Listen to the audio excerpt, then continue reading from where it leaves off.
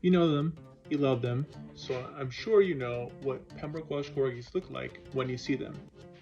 However, what you might not notice are all the subtle differences between the same dogs that are all considered part of the same breed. This is due to the many different variations in breeding practices that result in some subtle and not so subtle differences in a Corgi's body shape, size, temperament, and many other traits.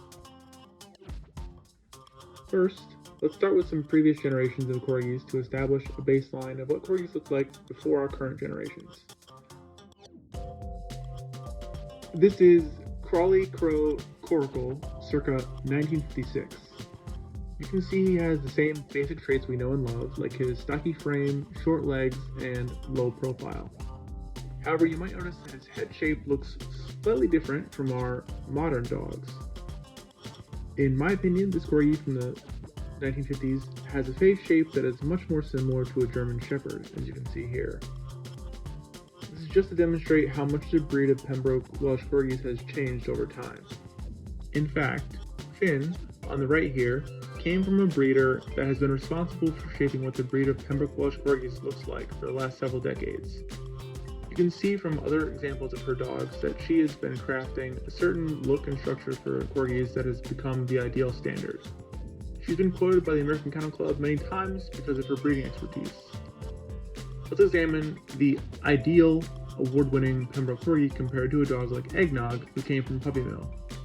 This way you can see for yourself what you'd be getting from a breeder that claims to breed for the best possible health and temperament of her dogs, as compared to a breeding practice that is meant to make money over the dog's health needs. You might be surprised by the ultimate conclusion, but for now let's look into the differences. You can see that Finn, when compared to Eggnog, is much stockier and has a wider build. He looks a little stumpier as well, but that might really be more related to the fact that Finn has a fluffier coat than Eggnog. The rationale behind Finn's stockier build is to reduce the strain on his spine, which is a common issue that Corgis have. Finn is also lower to the ground compared to Eggnog, which is also supposed to help reduce the strain on his back. Further, you can see that Finn does not appear to have a tail at all. This is not because he never had a tail, it is because the proper way to dock a dog's tail is as close to its butt as possible. This is something we only see on dogs like Finn that come from a more high-end, careful breeder. If you're going to dock a dog's tail, which we don't actually view as necessary for household pets or even herding dogs, that's a different video, then it is better to make sure that you dock it completely so you do not cause any pain or leave any scarring. Most likely, Eggnog's small nub is what you are more used to seeing on Corgis. This is a much more common way to dock tails, but it is often done later in the dog's life when it is harder to get closer to the base of its spine. Obviously, we can't confirm this, but the process would theoretically be more painful for an older dog with a more developed tail. So it's better to do it earlier in the dog's life. Even their paw sizes are noticeably different in size, considering that they are both male Corgis and normally would be on the larger side of the breed if they maintained the currently established standard. Finally, you can see the face structure between the two of them is a bit different. Finn has a wider head to match his wider frame, while Eggnog more closely resembles the Corgis from the 1950s. There are many physical differences between these two dogs, and ultimately it all comes down to breeding practices. As family pet owners and dog lovers, we're not really sure if one body frame is better for health purposes or other reasons.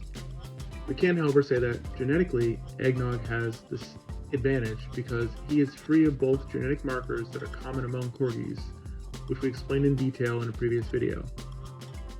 These markers are the main indicators as to whether a Corgi can develop DM or IVDD later in life. If you want to learn more about that, you can click the link up here or in the description to find out more. Finn has the markers for both, meaning that he is susceptible to possibly developing both diseases eventually. So what can we learn from this comparison? Ultimately, we want a healthy, happy dog, and by following the best example of a breed standard, we get a dog like Finn. The question is that actually better for the breed of Pembroke Welsh Corgis? We can't answer that question with what we have right now. Perhaps time will tell in our case, but you should be aware that, depending on where you get your Corgi from, you may have a somewhat different result. The important thing is to do your own research to make sure that the breeder is treating their dogs humanely and producing healthy puppies.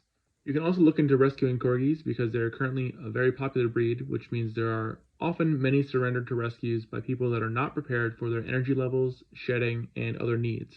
Thank you for watching. Please remember to spay and neuter your pets and be kind to animals.